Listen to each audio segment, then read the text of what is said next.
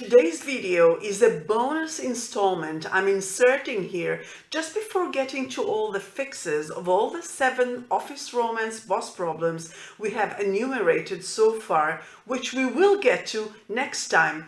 This bonus is designed to complete the gear shift we have made last time from focusing exclusively on how your Office Romance screws up your chances for a promotion and a pay raise, to now also drilling down into your relationship itself. Now, mind you, this is not a Dear Abby kind of deck, but we would be remiss if we do not address the totality of the effects your Office Romance has on you, and that necessitates this gear shift from your purely professional and monetary drives for a promotion and a pay raise to the strictly personal ramifications your Office Romance will have on you should it come to an end. To have this complete 360-degree view, this bonus came to be. Thus, today is about your heart and soul rather than your job title and wallet. Not to belittle the latter, just to define the focus for this video, which is different to all the rest on this deck. So, the bonus number 8, Office Romance Boss Problem, is what happens when it ends. Please note, I did not say if it ends, I said when it ends. And I'm truly sorry to have to rain on your parade, but we're all adults here, so we might as well face the reality that most good things come to an end. It's the natural cycle of life. The freshness and exuberance and beauty of the blossom, the sweetness of the ripe fruit. I'm getting very poetic here. Then the rot, pun very much intended, and finally the falling off the proverbial tree. To add insult to injury, this whole sequence is unfolding before your very co-workers and boss. They are the tabloid paparazzi to your Brangelina love affair, and just like with Brangelina, no Hollywood happily ever after ending is guaranteed. Statistically speaking, the opposite is. And that is not to say that you two schmoopies may not beat the odds. Of course you could, and I truly hope you would. After all, it does happen. Many a happy couple has found their Westley Buttercup true love at the office. See, I was a poet there for a moment. Now I'm back to my normal Remington steel. It makes complete sense. This is where you spend most of the time. So this is where you get to profoundly know people. And of this prolonged and profound acquaintance, sparks may fly. And of those sparks, true love may evolve. Nevertheless, as the saying goes, while you hope for the best, you should prepare for the worst. Now, hoping is no big deal. You can do it on your own. No skill or experience is needed. It comes naturally to all of us simply by being human. Preparing for the worst, on the other hand, is all about skill and experience, which is where this deck kicks in, which is why this bonus is crucial. In the context of getting a pay raise, which is all we do here on this channel, it is probably not the kind of bonus you want. I totally get it. Who wants to drill down into the very probable odds, or let's make it more optimistic, the possible odds of your Office Romance fizzling out, dissolving into a very awkward day-to-day at the office at best, and an unbearable emotional grind at worst? Who wants that? But this is not some fluff, feel-good, kumbaya bullshit channel, but a realistic, pragmatic, tough love channel. So we do not pander you for your subscriptions and likes, though we obviously want and need them to ride the algorithm. Instead, we go by what you actually need, based on our decades of professional skill and experience to help you save both your career and your relationship, which is why this bonus is what it is. So, if you acknowledge this, even begrudgingly so, and you want to make sure you have all your bases covered, not leaving any stone unturned. Stick around, it will be worth your time. But if not, it's okay. Skip this, go directly here for the fixes, and I'll see you then. Hi, I'm the Boss Problem Buster, founder of the Pay Raise Commando, a senior organizational consultant of 24 years, having worked across cultures, industries, and ranks with 7,250 employees trained between us, my team and I. I'm also a social psychologist with a master's and a bachelor's degrees, both with honors. My team and I train passed over corporate professionals like you to get that pay raise and promotion you are overdue for, so that you can finally kill your Monday blues before you sink any further and bring your inner joy back, which is the best part of my job and the goal of this channel. Kill your Monday blues and bring your inner joy back. So if you'd like to get a promotion with a pay raise, or a pay raise independent of a promotion, and kill your Monday blues and bring your inner joy back, subscribe, give this video a thumbs up, and hit the notification bell so that we can meet again. Plus, if you'd like the full transcript of this video and all the videos on this channel, see the link in the description. It's on our website, bossproblembuster.com, because it's too long to paste here, so not a trick to get you there. But if you do hop over, you'll find many practical reads and a forum where you can discreetly and anonymously ask us anything in regarding to landing that promotion and pay raise, to which we reply very quickly. Now, back to the salt mines. Hey Busters, welcome back. So, what does happen when your office romance ends? 5 things. Number 1, you're back to square one. You come full circle to where you started off of, but not in a good way. Remember the first 2 office romance boss problems we've covered? Those where you're not focused on the job and you become a distraction for others. Well, what happens with those 2 now that your office romance is no more depends on how you've dealt with them since they first started. If you've managed to control them by now, thus they have subsided, then now there's a relapse and they kick in once again. If you have not managed to control them, thus they have been present all along your office romance, now that it ends, they are exacerbated even further. Obviously, this does not bode well for your chances for that promotion and or pay raise you so want, which is not our focus today. But even from a pure personal perspective, your personal perspective, this puts an added burden on you emotionally and mentally on top of that of your breakup. So there's the heartache of the breakup itself, which is then compounded by your presumably deteriorating performance, and then topped off by your diminishing chance to get ahead that stems from the previous 2.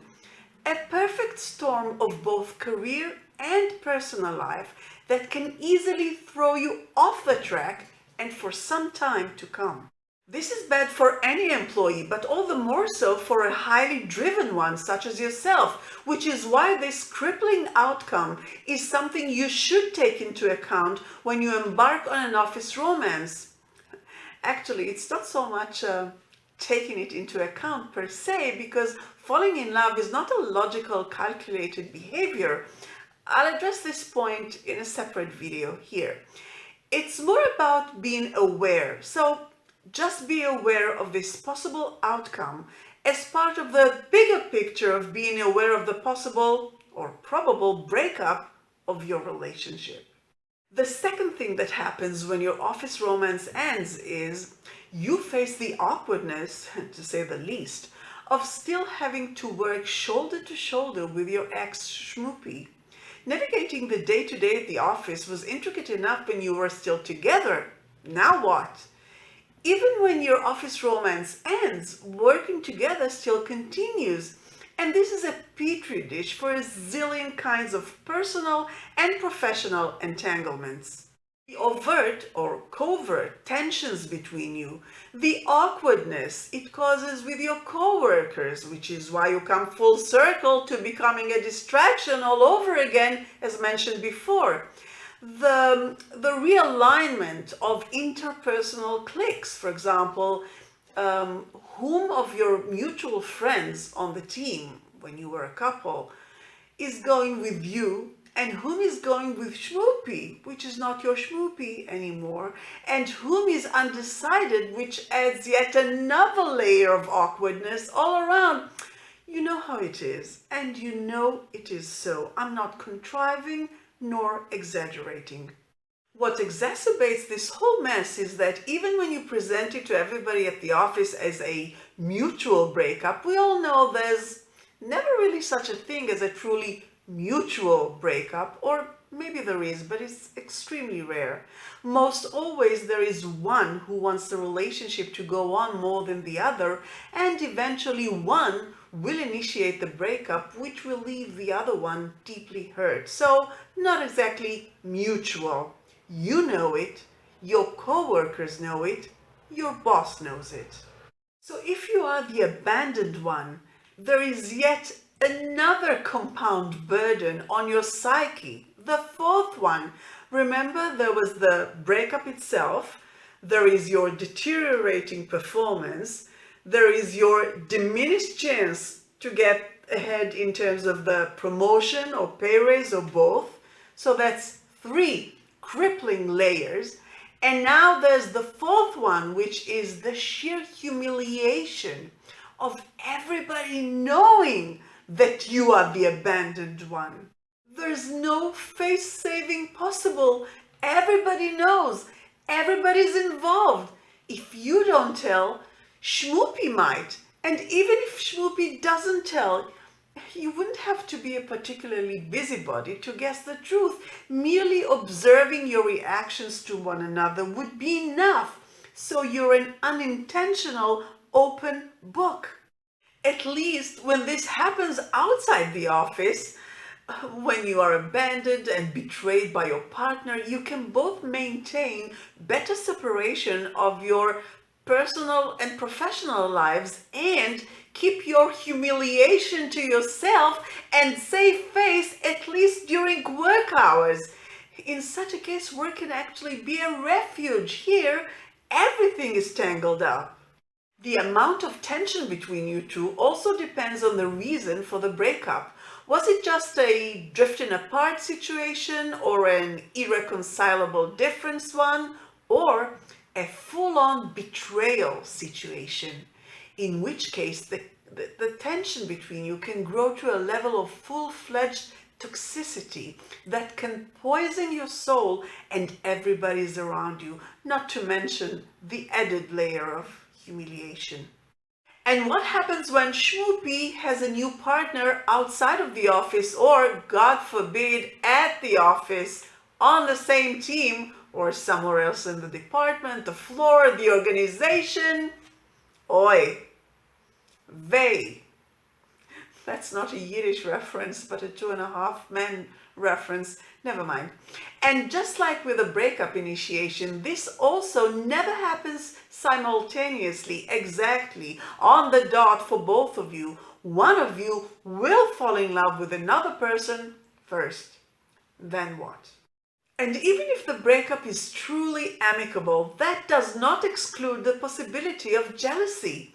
I don't mean it in any bad way, just the natural human way we have all experienced. And all of this mess applies to just generally being on the same team. Imagine what it's like if you're actually having to cooperate on a specific task or project, maybe even just the two of you alone. Yikes.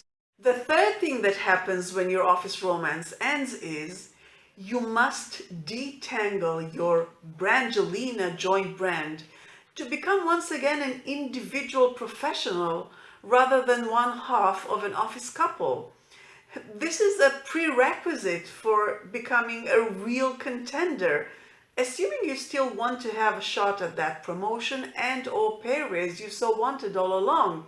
Indeed, you need to undo the damage of the diluting and the blurring of your own personal brand, which occurred in the process of dissolving it into the Brangelina joint brand you had with Schmoopy. This takes time, and the longer you were together, the more so. The number 4 thing that happens when your office romance ends is one of you may need to leave. Leave the team, go somewhere else in the department, the floor, the organization as a whole. Why? Because A, everything I've described above might become unbearable, and B, a new image you do not want to have might stick to you through the grapevine if you stay.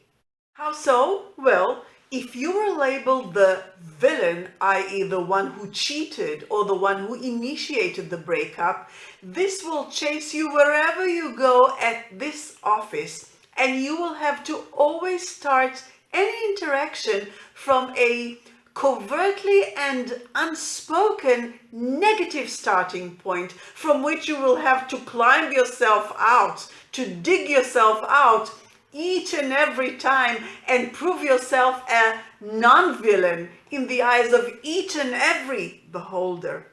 So you would be spending a lot of mental and emotional and behavioral energy on just digging yourself out from this minus whatever number of feet underground you were relegated to, just to go back to zero, to ground level, and only then would you be able to start off any new interaction at this office. This is especially true if, and here I'm going to say something some of you may not like, but I call it as I see it.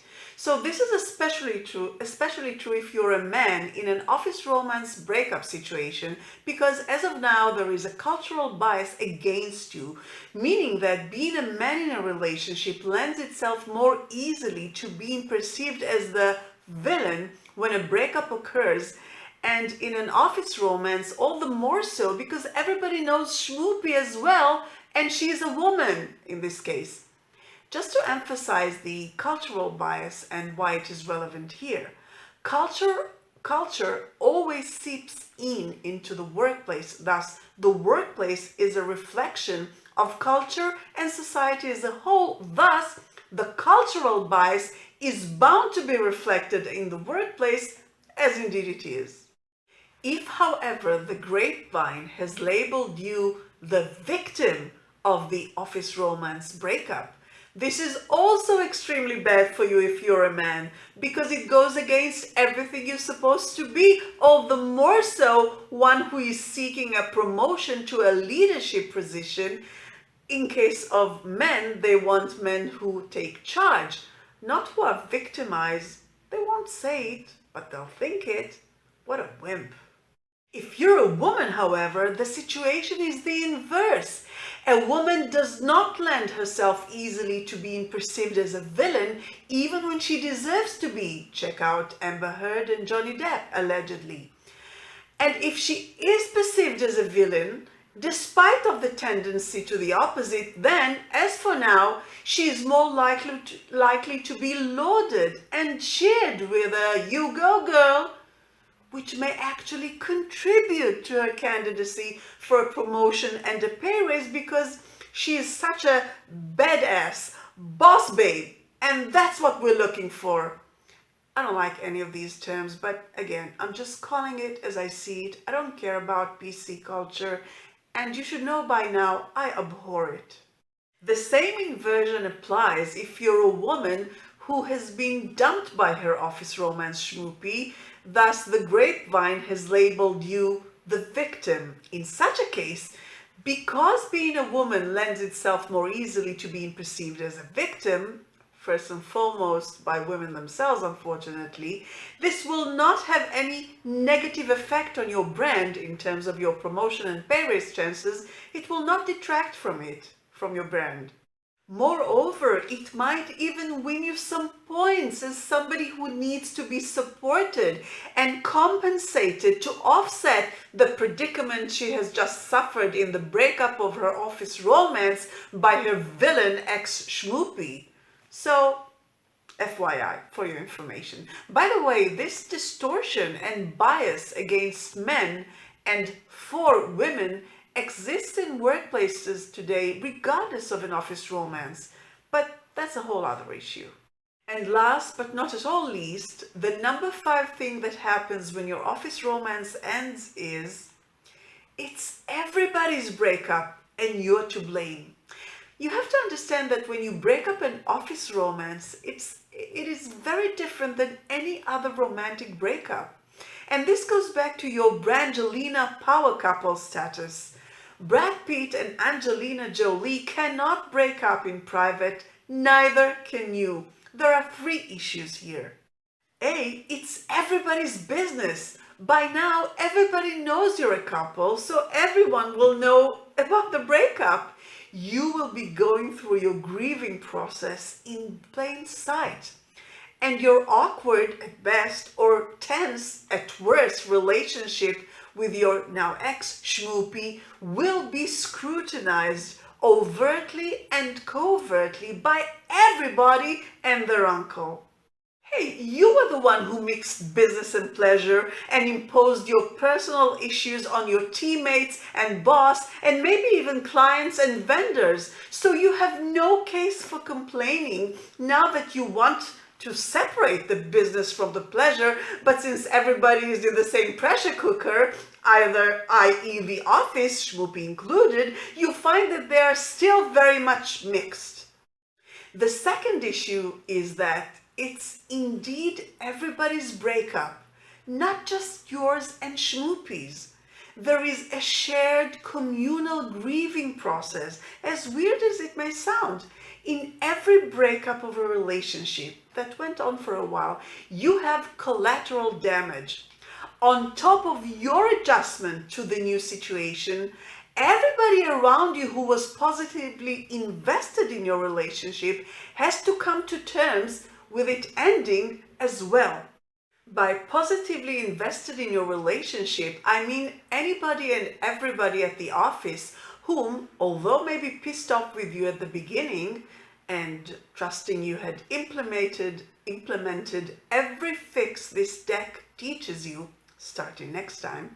So those of them who came around to root for you and whom were happy for you, those are the people I'm talking about. So your breakup takes a toll on their day-to-day at the office and their emotions as well.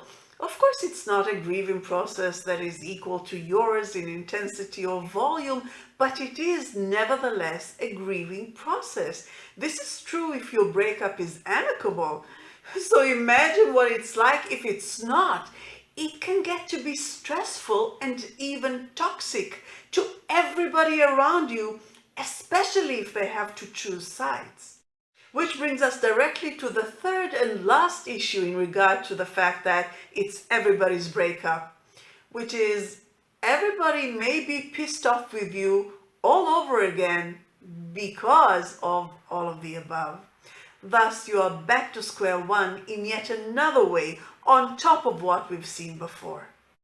Okay, guys, I'm glad to say this wraps up nicely the whole first part of this Sex and the Workplace deck, in which for 8 videos straight, we have painstakingly and meticulously drilled down into the 7 original plus 1 bonus Office Romance boss problems that you will encounter if you embark on an office romance or are already encountering if you are already in the throes of such an affair. We have done so in depth and scope I have not seen anywhere online ever, of which I'm very proud because I know this deck can save your career no less, specifically saving your eligibility for that promotion and or pay raise you so wanted all along. Join me next time when we embark on the second part of this deck, which will focus exclusively and as painstakingly and as meticulously on all the fixes to each and every of those 8 Office Romance boss problems we have covered. And if you appreciate my work and would like to see more, you know the drill, but I'll say it anyway. Subscribe, give this video a thumbs up, and hit the notification bell so that we can meet again. And until then, go back to work. You know I can't help you get that promotion and pay raise if you don't actually do the job.